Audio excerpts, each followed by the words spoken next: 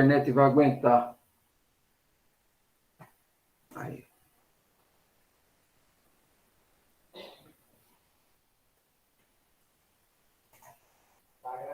Está gravando.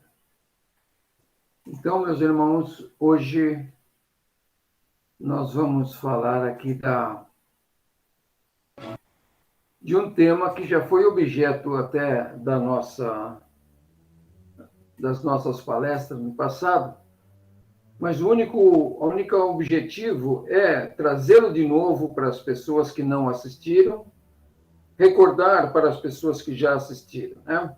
Nós estamos, então, repetindo algumas das palestras para a gente mantê-las gravadas, e assim, para que todos possam ter acesso a essas aulas quando precisarem.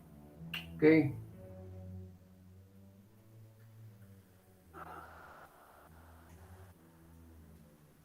Tá certo, muito bem. Ok. Todo mundo está vendo a imagem? Sim. Todo mundo está vendo o slide? Ok. Então vamos aqui, então, dar andamento aqui. Hoje nós vamos falar sobre um texto da enciclopédia ou da biblioteca de Nag Hammadi, né? A biblioteca de Nag Hammadi são uma coleção de escritos gnósticos que foi encontrado na cidade de Nag Hammadi, em 1945. E desde lá, então, tem nos brindado com uma sabedoria, com um conhecimento que está guardado há 2000 anos, né? Lá para a época do ano 1, ano 2, os estudantes do ocultismo tinham grande sabedoria, baseado nos escritos de Jesus, baseado no ensinamento deixado por Platão e outros mestres que precederam o século III, né? E aí o que aconteceu? Quando houve o concílio de Nicéia, Constantino mandou que todos esses ensinamentos fossem jogados fora, fossem queimados, fossem destruídos, né? Mas um grupo de pessoas lá do Mosteiro São Pacômio resolveu esconder os ensinamentos em jarros e guardá-los numa gruta, numa caverna. E é esses que foram encontrados aí, agora há pouco tempo, né? Então, esses onde nós temos aqui a alegria de falar sobre eles agora, né? Então, nele se encontram muitos dos evangelhos apócrifos de João, Maria Madalena, Filipe, Tomé, textos gnósticos preciosíssimos, como a Protenóia Trimorfe, Ensinamento Autoritário, Exégese da Alma, e outros. Tem até, para a gente ter uma ideia, a República de Platão também está lá. Quer dizer, Platão também já era objeto de estudo já na época dos estudantes do século I, né? Está lá a República de Platão no meio desses pergaminhos, né, que foram encontrados, né? Então, depois de 1945, uma série de editores se puseram a listar aí e escrever todos esses ensinamentos, né? Um deles é esse que está aí a mensagem na capa aí, que está na figura aí, do James Robinson, todo traduzido em português, mas com uma apreciação, uma explicação precisa de muitas pessoas que renomado conhecimento, né, fizeram a abertura de cada um dos textos, né? É um estudo bastante profundo, é um estudo para não se ler uma vez só, é um estudo para se ler várias vezes, aos poucos, né? Porque e voltar a ler às medida que a nossa mente vai se expandindo, a gente tem que voltar a ler esses textos, porque o nosso entendimento vai ser totalmente outro, né? E por isso, então, é um livro que a gente tem sempre que estar recorrendo a ele. Da mesma forma que é o Psofia, né? Requer uma certa preparação para uma melhor assimilação do conteúdo, né? Então, nós vamos hoje abordar um único tema, um único texto dele, né? Mas que já vai nos dar uma boa ideia de como a vida era vista já no século I, no século zero, no século I, né? E depois, como ele se encaixa totalmente hoje na nossa vida. Quer dizer, o ensinamento, quando tem qualidade, ele é atemporal, né? Ele serve para qualquer época da nossa existência, né? Então, o ensinamento autoritário da biblioteca de Nag Hammadi, né? O ensinamento que foi encontrado dentro dos evangelhos apócrifos, no texto intitulado Ensinamento Autoritário, explica a situação sobre a queda da alma e sua epopeia e consequente vitória sobre o mundo material, como resultado de sua fé e perseverança. Quer dizer, até aí é exatamente a mesma história de Episofia. Ela tem muita semelhança com a epopeia de Episofia, né? Na verdade, não é nada diferente, ela é só vista sobre um outro ângulo. Então, a alma, em sua queda, foi enclausurada na matéria para que, a partir daí, pudesse evoluir numa batalha feroz contra as aparências e as ilusões do mundo material.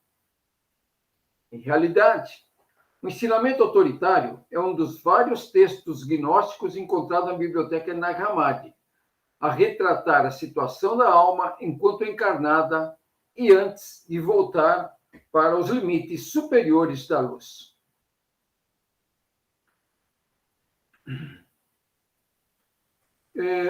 São textos do primeiro século ao século III depois de Cristo. Primeiro século antes de Cristo e terceiro século depois de Cristo. Muitos sem identificação de autoria, né? Os evangelhos apócrifos, obviamente, são identificados, né, pelos seus autores, né? E outros dão indicações que seus autores são estudantes e pessoas que frequentavam as escolas de Alexandria, e dado perfeita estruturação dos textos envolvendo a tradição judaica, a tradição grega, a tradição romana e cristã. E tem, diferentemente dos evangelhos apócrifos, que foram escritos ali pelos apóstolos, tem muitos que contribuíram para esses textos, estudantes de Alexandria mesmo, né? E eles faziam, então, um rebusqueio do assunto, dando uma conotação gnóstica dentro das tradições judaica e cristã, judaico-cristã, grega, romana, né? Mas o objetivo do texto não é outro senão informar aos demais seres que estão aqui, né? Que estão no caminho, que pretendem iniciar o caminho, as dificuldades que encontrarão e já se prepararem para enfrentá-las, né? Aquelas perguntinhas que são claras, olha, quem sou, de onde vim, para onde vou, como vou. Então, o texto vai responder uma parte dessas questões.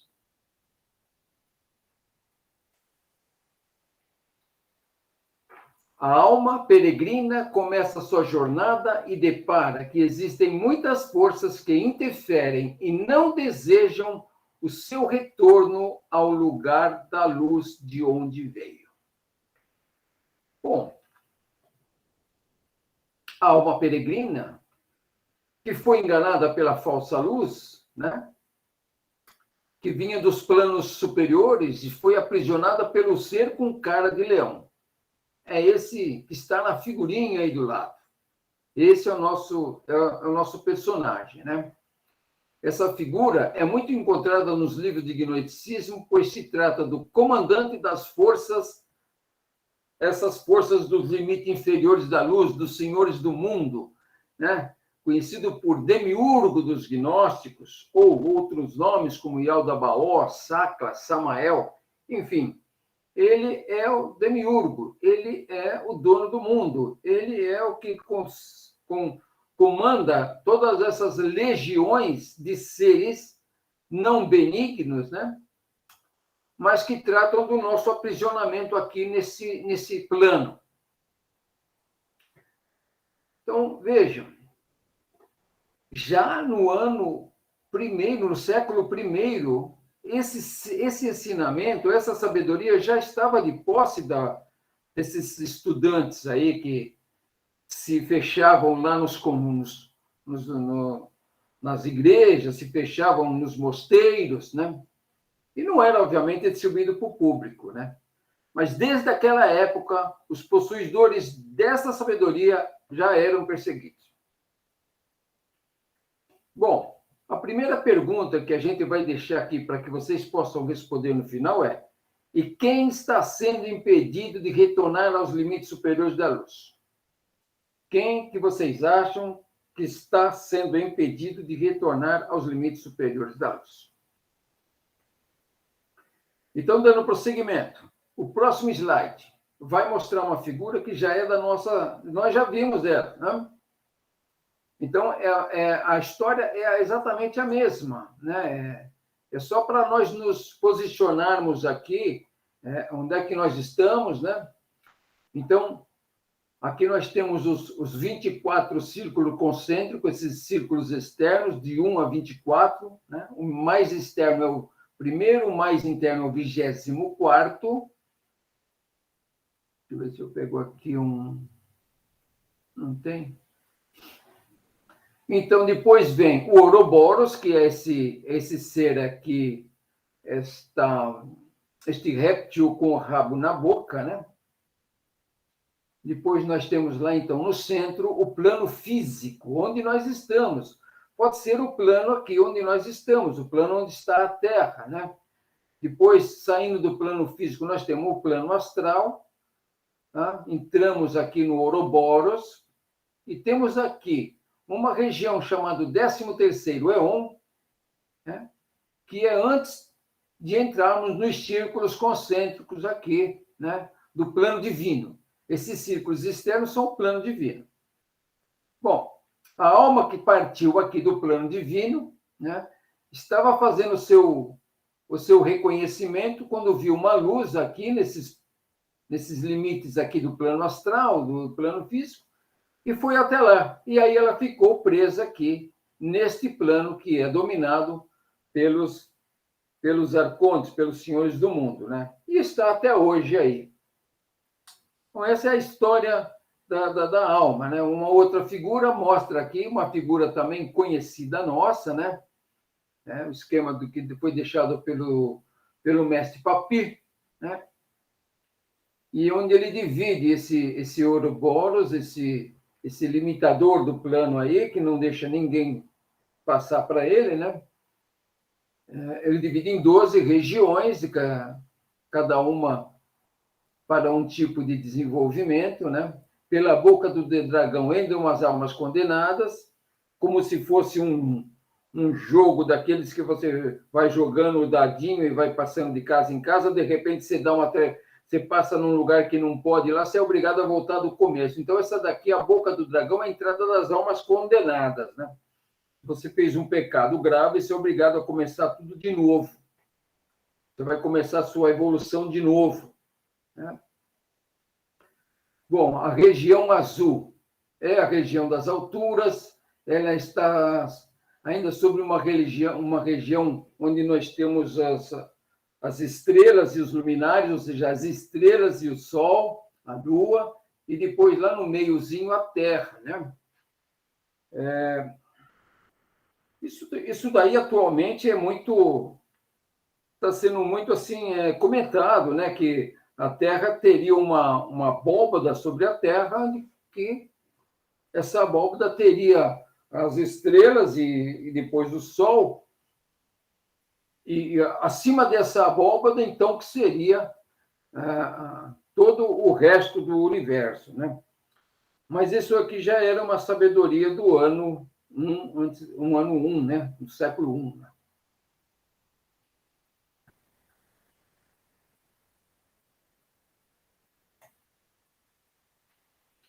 Então, nós, sendo essas almas, né, a alma sabe que para triunfar, ou seja, para ela retornar para a casa de onde veio, né, a alma sabe que para triunfar, deverá sempre procurar se afastar das coisas que vieram a ser e se aproximar das coisas que sempre existiram, mesmo estando enferma, fraca e dolorida.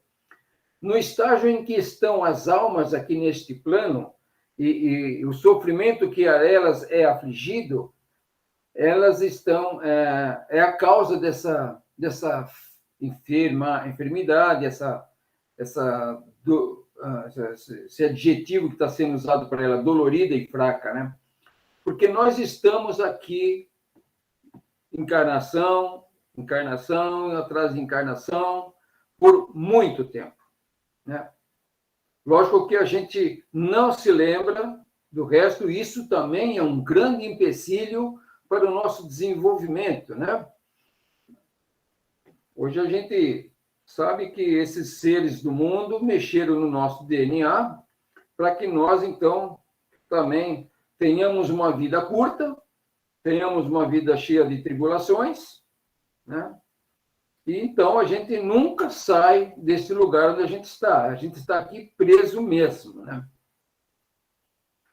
Então a alma sabe que para triunfar, que para voltar para casa, ela precisa então se distanciar das coisas materiais, as coisas criadas a partir da vontade da humanidade, e se aproximar cada vez mais das coisas que sempre existiram. Em outras palavras, se aproximar de Deus. No íntimo, a alma sabe que há uma grande força dentro dela, mas a alma está inativa, dentro de um corpo de matéria, e que ainda se torna cego diante da realidade, só tendo olhos para a matéria.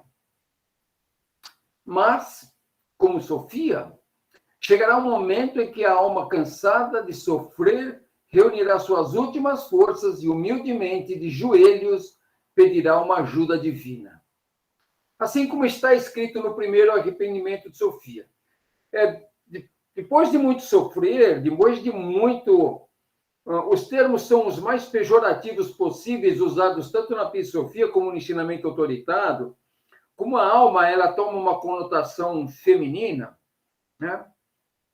Então, ela foi violada, ela foi judiada, enfim, no decorrer de todas essas eras por quais ela permanece aqui encarnada, ela foi muito judiada mesmo, né? Se nós fizermos uma regressão, nós vamos poder ver quanto que nós já sofremos, né? Até que chega um momento que a turma fala pelo bem, pelo amor ou pela dor. Na maioria, pela dor, né? E assim como Sofia descreveu o seu primeiro arrependimento, ou seja, ajudado que ela foi pelo Mestre Jesus, pelo Espírito Cristo que veio aqui na Terra, né? Então, esse Espírito veio justamente com o objetivo de livrar as almas desse sofrimento. Tá?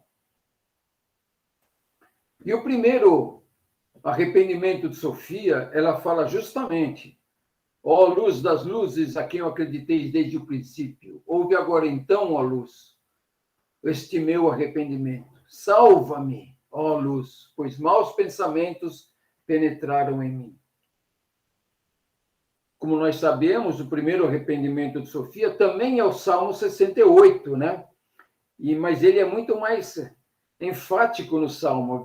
Veja o que está escrito: livra-me, ó Deus, pois águas entraram até a minha alma.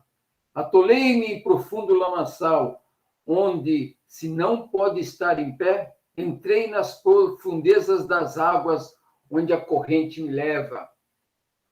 Então, vocês vejam como que foi, qual é a situação da alma, né? Ela está aqui tentando reproduzir a situação, mas é bem difícil, né? Mas se nós como seres que estão procurando também essa liberdade, nos voltarmos para Deus, né, e sinceramente dizer: Deus, ajuda-me neste momento, mostra-me o caminho da minha salvação, estou cansado de errar, já vai ser suficiente. É um momento na vida de todas as pessoas que ela tem que resolver, tem que decidir: olha, eu não quero mais errar, eu não quero mais passar esse sofrimento que eu tenho passado em todas as minhas vidas aí, nessa daqui também. Então, hoje é um momento propício a que desse essa catarse nas pessoas, né? Para que elas se voltem para uma energia maior e peçam ajuda para essa energia maior. Então, nesses dias que atravessamos, você veja, estamos em 2022. Existem muitos seres das hierarquias angelicais que estão de prontidão para auxiliar as almas que despertarem e desejarem sinceramente mudar as suas vidas em benefício da sua existência e da existência de toda a humanidade.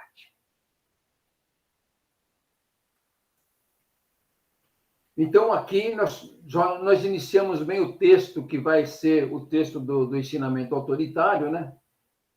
Onde ele fala assim: nossa alma está enferma. E ainda a matéria lhe bate nos olhos, cegando-a. A alma, então, se sente como se estivesse dentro de um grande oceano, vivendo escondida, sem dormir, atenta às redes dos pescadores, que, sem dó, se não levam à morte, retirando-as do meio onde vivem, são arrastadas para baixo, afundando nossos corações no barro imundo. Então, aqui o texto vai conduzir a gente para imaginar que a alma é um peixe, vive como um peixe, vive como se estivesse dentro da água, num aquário, ou num grande lago, num oceano, com medo de que esses senhores do mundo, esses grandes dominadores, venham ali tirar a vida, né? Na verdade, essa é uma grande batalha, né? Uma grande batalha da personalidade versus a individualidade, da mente versus o coração, das coisas que vieram a ser contra as coisas que sempre existiram. E esse vai ser um ponto-chave, né? Quando a gente fala as coisas que vieram a ser contra as coisas que sempre existiram. A alma não poderá escapar das redes dos inimigos e serão engolidas por eles. Esses inimigos, através de suas armadilhas, nos atiram muitos tipos de alimentos para apanhar a todo tipo de alma. A alma cheira o alimento e, quando come, o anzol escondido dentro do alimento a enrosca, trazendo a força para fora das profundezas da água. Então, esse aqui é a armadilha, né? A alma vai em busca de um alimento, e aí a palavra alimento vai ser definida, aí o que é alimento, por que ela vai atrás disso, né? Mas a gente sabe que o peixe, você joga lá um anzol, uma minhoca dentro do anzol, e ele pensa que é uma minhoca, e quando ele morde, o que é? É um anzol, pronto, ele já foi fisgado. Então, esse é o paralelo que eles fazem da alma, né? E os senhores do mundo, então, colocam muitos alimentos para atender a todo tipo de alma, né? Cada um gosta de um tipo de alimento, né? Então, por meio do truque do alimento, o inimigo levou até o anzol e daí para a morte certa. Esta é a epopeia da alma que está aqui presa, né? O mundo das aparências, ou o mundo das ilusões, é assim. Corremos atrás de um alimento que acreditamos nos fará bem. E quando percebemos, é uma armadilha. É assim que a alma existe no mundo, como um peixe. O adversário nos espia, quietos na emboscada, aguardando por nos reter, alegres, porque eles têm a certeza que irão nos pescar. Além de eles serem alegres, eles tiravam assim debochavam, né, da alma, eles debochavam. Pois ele, o adversário, coloca muitos alimentos diante dos nossos olhos, coisas que pertencem a este mundo. Olha lá, de novo, coisas que pertencem a este mundo.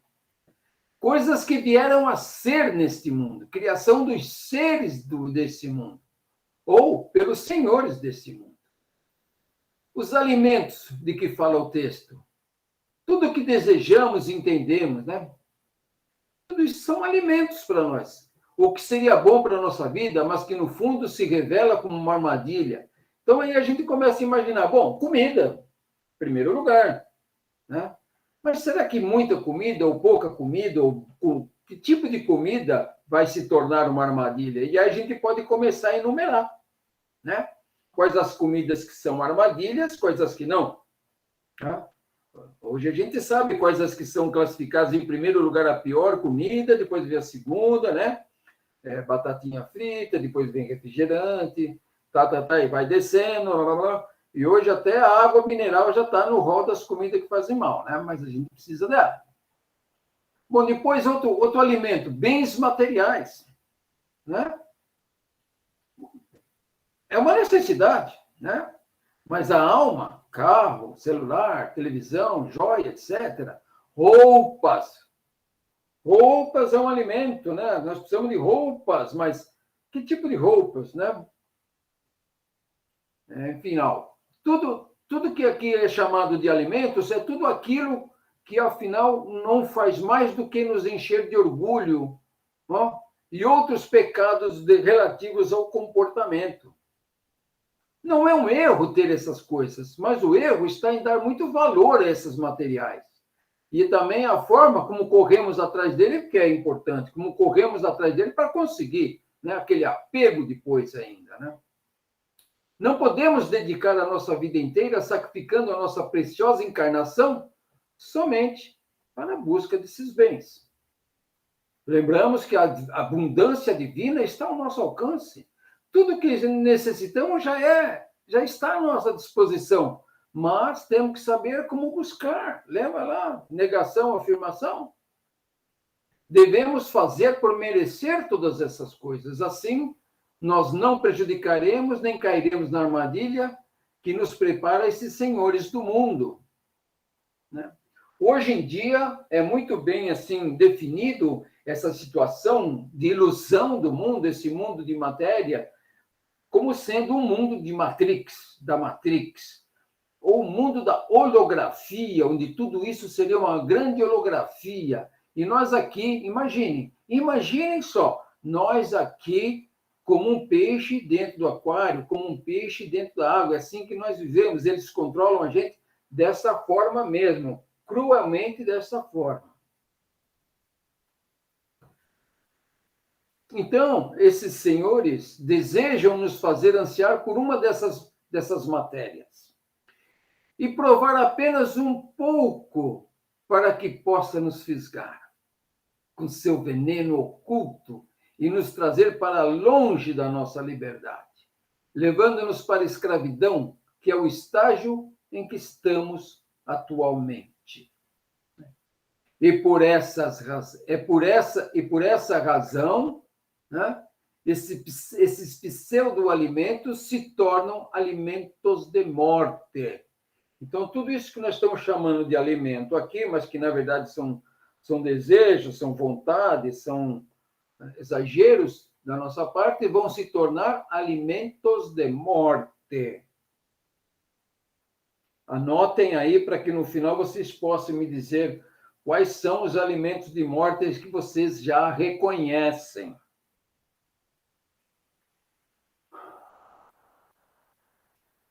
São coisas que vieram a ser, criação dos seres deste mundo, criação da matéria pelos senhores deste mundo. A alma está em perigo perpétuo de sucumbir ao adversário ou sucumbir diante da falsa atração material. E por essa razão, ela deve manter uma vigilância hábil, constante. Vigiai e orai, falou o mestre. Percebam como são os alimentos com os quais o inimigo nos prepara a emboscada. Esse é como nós devemos vigiar e orar, para perceber se não existe uma armadilha atrás daquilo que nós estamos preparando, né?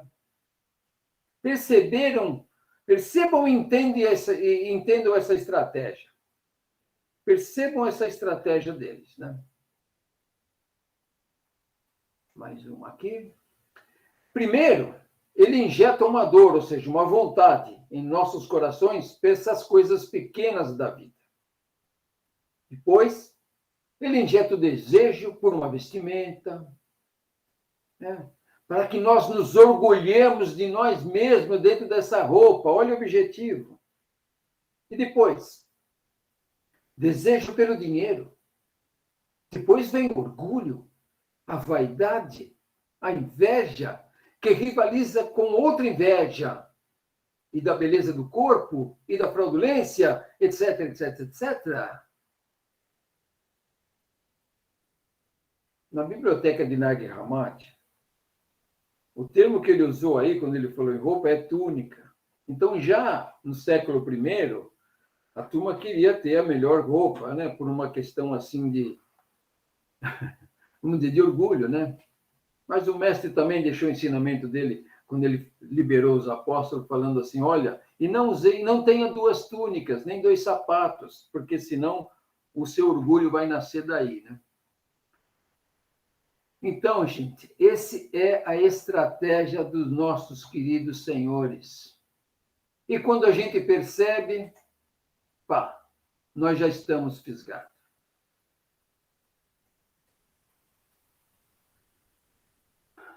Não é nenhuma ignorância almejar ter todos esses bens.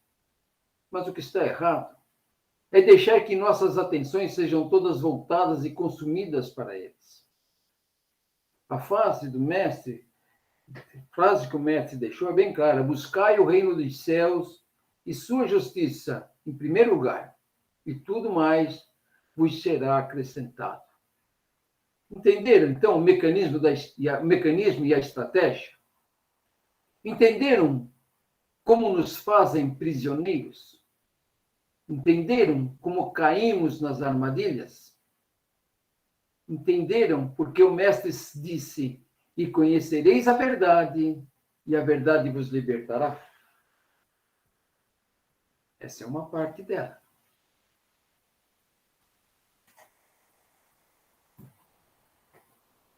Mas as maiores de todas as companheiras de nossos inimigos são a nossa ignorância e a nossa facilidade. Quer dizer, a nossa ignorância trabalha a favor dos nossos inimigos. A nossa facilidade trabalha a favor dos nossos inimigos. Nós já atingimos a maioridade evolucional. Por isso, é nossa obrigação procurar pelo conhecimento. A nossa alma enclausurada, esperando para ser libertada, humildemente agradece. A ignorância nos faz pecar. E até não alcançarmos a remissão dos nossos erros, a nossa alma permanecerá enclausurada. Ficaremos nessa roda sem fim de nascimentos e mortes, chamada roda de Sansara. Aqui tem uma notinha de pé de página aí que diz assim: a ignorância, palavra cujo radical é o mesmo de gnose, né? Significa ausência de gnose, ou seja, aquele izinho no começo significa falta, ausência de gnose, ausência de sabedoria, que não perdoa ninguém pelo desconhecimento das leis cósmicas. Nós já somos maiores, já atingimos a nossa maioridade evolucional, né?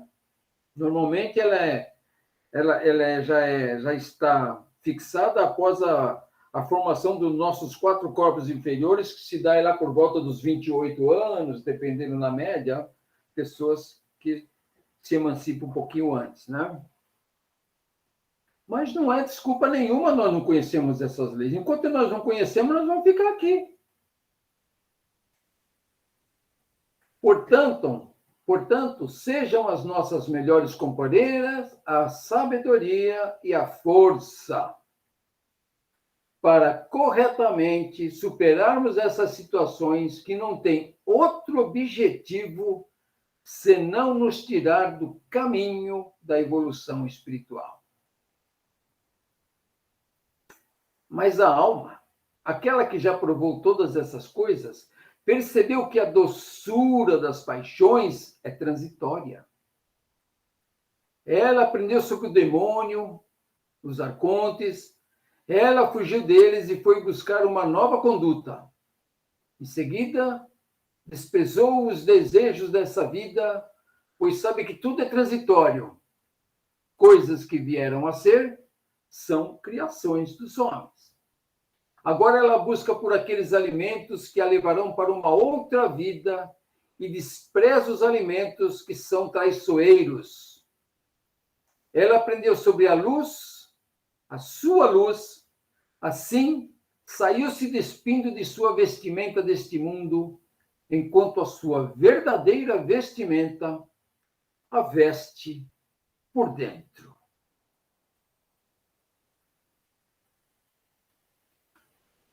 Então, meus irmãos, vamos abrir aqui um espaço para falar do mestre Viracocha, né? No livro A Igreja Gnóstica, o Viracocha afirma assim: nós, os gnósticos, dizemos: Deus é a única realidade, é o único positivo. Tudo que não é Deus não pode ser real, não pode ser de Deus. E com as enfermidades, as dores, a pobreza, o sofrimento e todas as demais atribulações da vida são coisas negativas, não são mais do que o produto fabricado pela ação dos humanos. Ou seja, coisas que não poderiam jamais existir se nós não as causássemos ou as atraíssemos.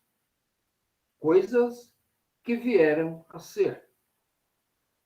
As coisas que sempre existiram são as coisas de Deus. E essas não nos causam mal algum.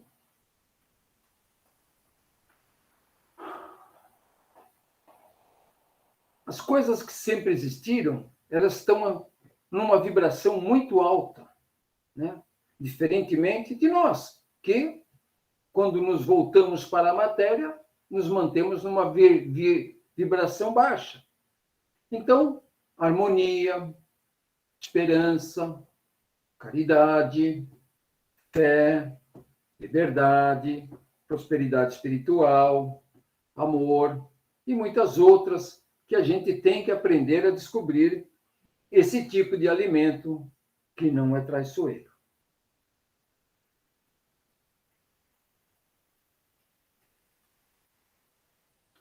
Então, meus irmãos, o mestre falou e nós ouvimos. Nós terminamos aqui a nossa palestra. Nossas mentes e corações receberam mais uma gota de sabedoria que, afinal, nos levará a uma verdade e esta nos libertará. Se sentir confortável, poderá compartilhar esses ensinamentos com as demais pessoas que lhes estão próximas. Obrigado a todos. Nos veremos no nosso próximo encontro.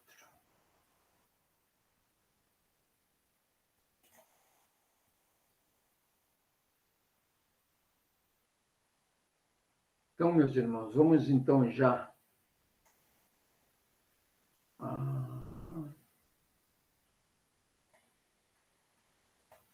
aqui. A nossa palestra foi rapidinha, porque teria que ser assim.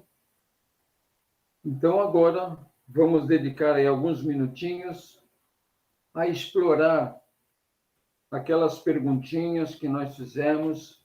Quem quiser se manifestar, quem quiser mostrar se já identifica os alimentos que são traiçoeiros, como os alimentos que não são traiçoeiros, se já identifica quem está sendo impedido de voltar para casa, voltar para a casa do Pai, voltar para os limites superiores da luz.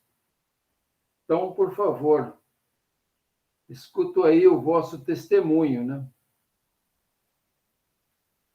Está gravando, senhor Wagner. Opa, está gravando, muito bem. Então, vamos parar a gravação. Muito obrigado pela dica, irmãozinho. Ok. Vamos parar a gravação. Aí. Tá.